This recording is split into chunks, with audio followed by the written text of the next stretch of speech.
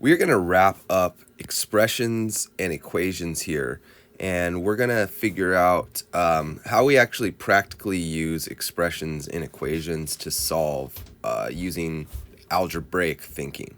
So first, we are just going to look at y plus 6 equals 16, and we need to solve for y. Y is our unknown variable. In order to solve for y, we must isolate y. In other words, we need y all by itself with nothing else there except our equal sign. When we have that, we'll have the answer for y. So we'll know what the missing variable is. In order to do that, you need to get y by itself. The way that we get y by itself, since y is over here on the left side of the equation, it says positive 6, right? Or y plus 6. In order to get y by itself, we need to take away 6. And when we take away 6, we've now just canceled out 6, and all we're left with is y. Okay, but what we do to one side, we have to do to the other. So if we take 6 away from the left side, then we also need to take 6 away from the right side. When we take 6 away from the right side, that gives us 10. We drop down the equal sign, and we get y equals 10. Well, let's use substitution, the method that we learned about in the previous lessons, to see if we can plug that number in, 10 for y, and get the same answer in the equation. So I'm going to take y plus 6 equals 16, and I'm going to plug 10 in for y, plus 6 equals 16. So we know that y indeed equals 10. And we just did that by isolating the variable to find the answer. Now let's take a look at the written expression over here, and let's solve.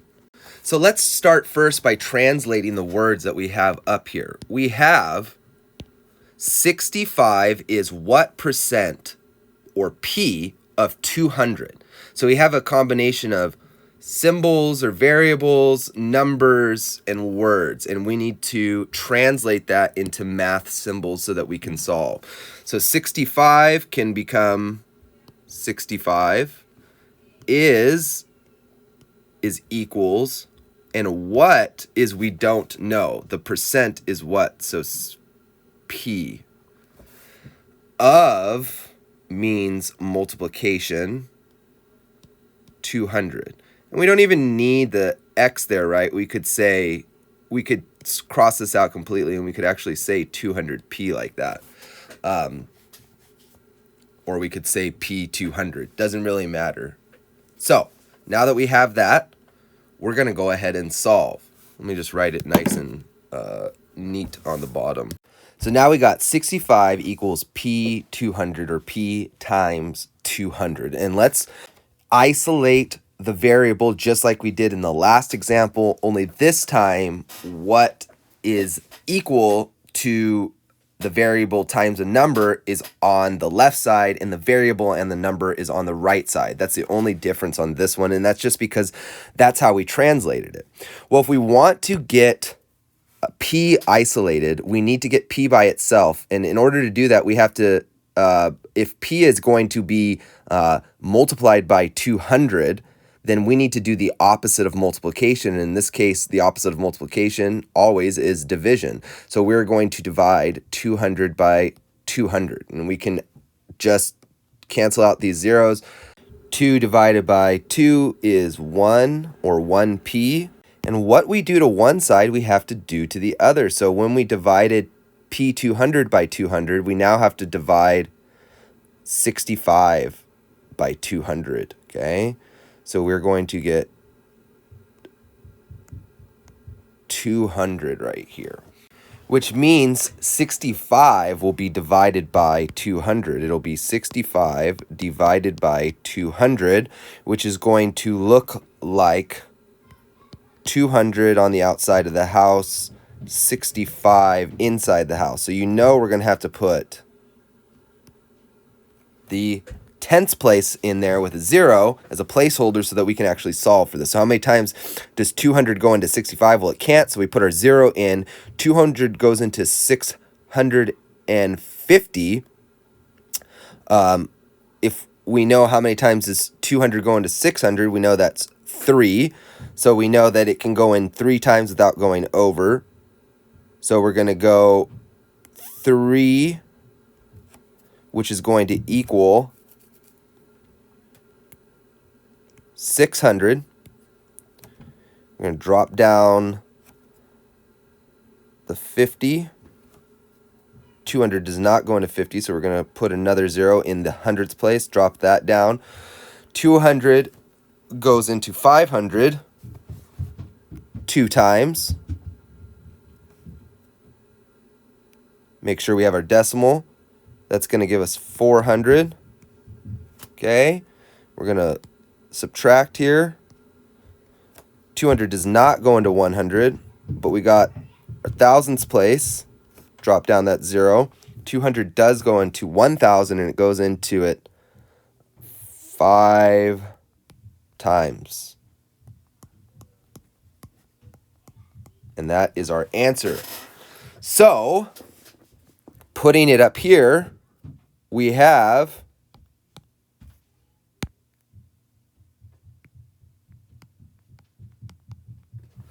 0.325 equals P, or P equals 33%.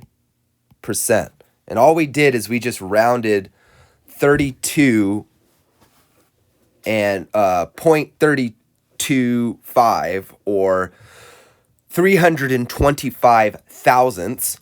We rounded the thousandths up. It was 5 or more, so we let it soar to the hundredths place, and the hundredths place next number up was 3. So we have 33%.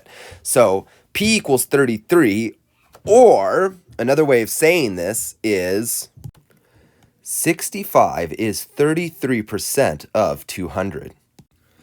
Now go ahead and make sure that you've copied down all the examples and everything that I've written or talked about while going through this wrap-up of expressions and equations. After you're done, I want to give you a few practice problems to work on that you can try to solve on your own and then correct after watching the end of the video. So go ahead and copy these problems down and try them on your own. When you're finished, you can take a look at the answers and the explanations for how to solve. All right, let's go ahead and take a look at these problems, starting with problem 1, and we'll go ahead and walk through and solve, and hopefully you got the same answer as I did. First thing, if we're adding 12 to y, we are going to subtract. We're going to do the opposite to isolate y. So we're going to subtract 12 from y instead of adding. And what we do to one side, we also have to do to the other. So we're going to go and do that over onto 70. We need to drop down y as well as the equal sign. If we take away 12 from 12, we're left with 0. So y is actually left on its own. We take away 12 from 70, and we're left with 58. Now we can check that really easily by plugging in 58 for y, or substituting 58 for y. So let's put in 58 plus 12 and see if this statement is true. When I put 12 under 58, I get 10, 6, 70. 70 is equal to 70. This is true. So we solved correctly for y.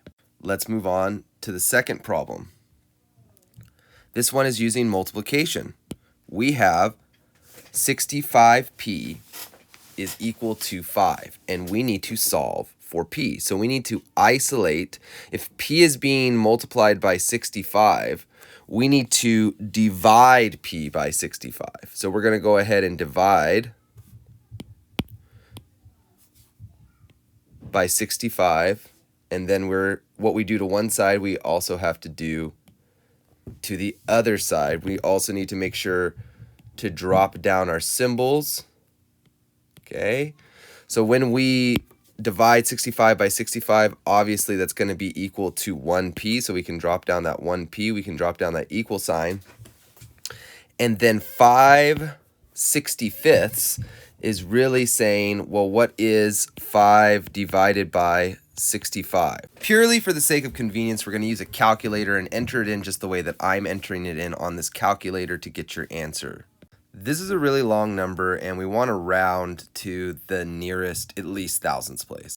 Remember, if it is 5 or more, let it soar. So we're looking at rounding to the nearest thousandths place. And to do that, we're going to look at the tens of thousandth place. So we're looking tens of thousandths place, and it's a 9. That is 5 or more. We're going to let it soar. So we're going to go ahead and push the thousandths place up to 7. Means that P is equal to 0.077 or 77 thousandths. Now let's go and take a look at number 3. 3 is a expression that we need to build an equation for. So let's start doing that now. It says 35% of what number, or n, is 20.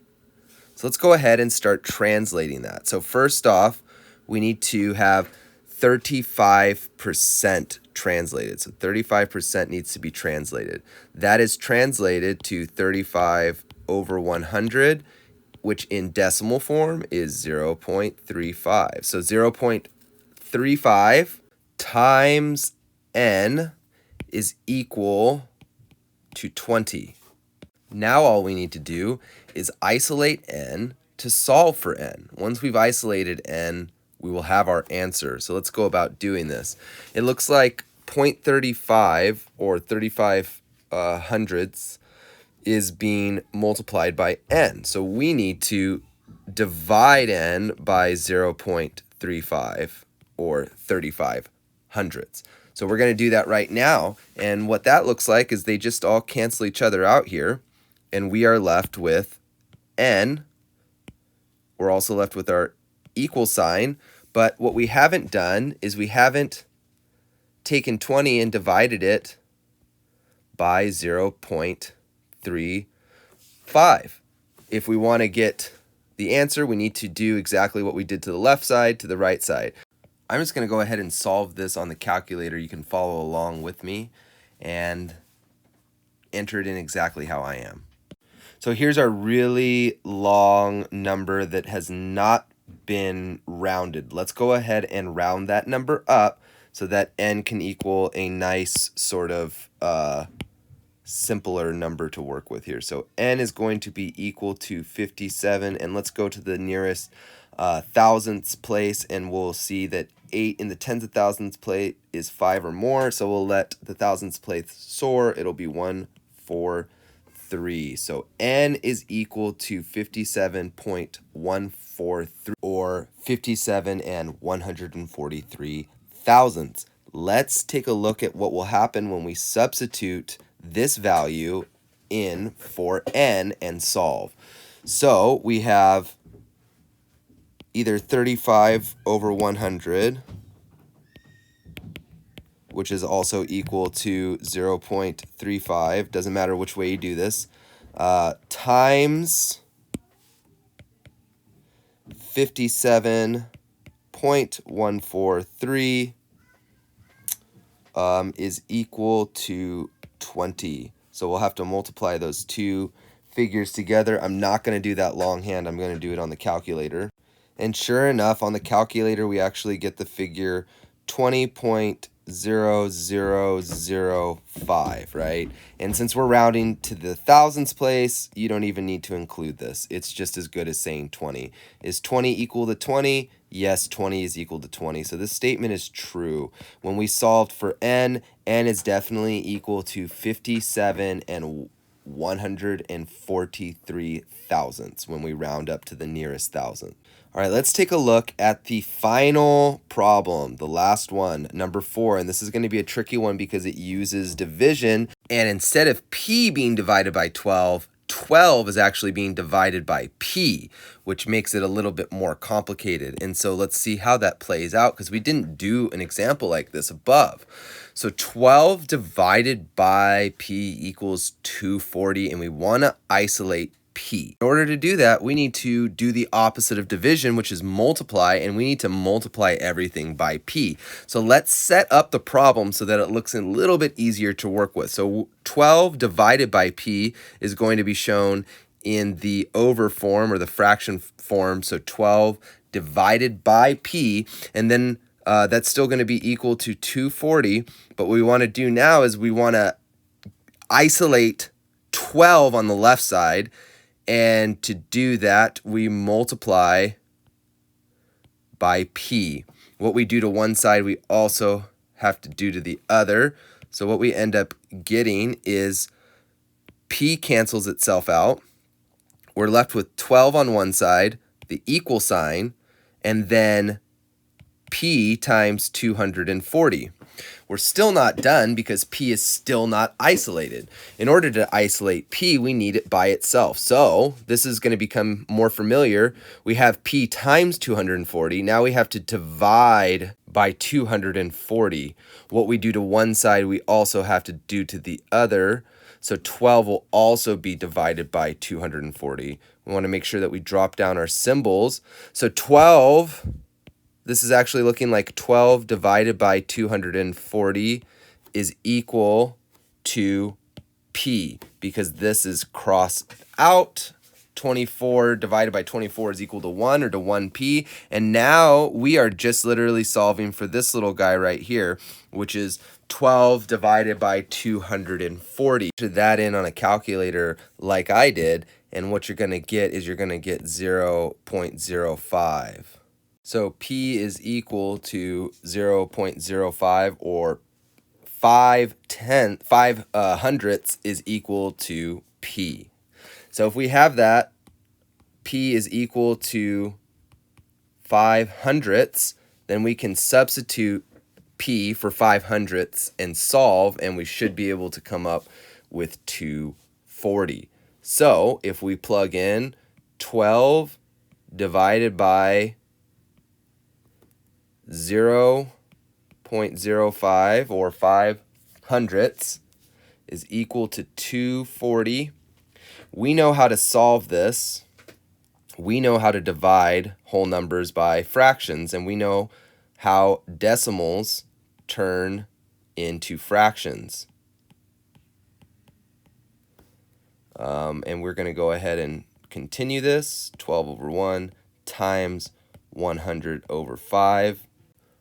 12 times 100 is going to equal 1,200, or 1,200. That's just straight across, 12 times 100. 1 times 5 is going to equal 5. So now we're going to have 1,200 divided by 5. What does that equal to? Well, we know 120 divided by 5 is equal to 24. And if we add that 0 back in that we're missing, we get 240. So 1,200 divided by 5 is equal to 240, which is equal to 240, which makes this statement true. If you plug in 5 100ths for p, you will be able to solve correctly.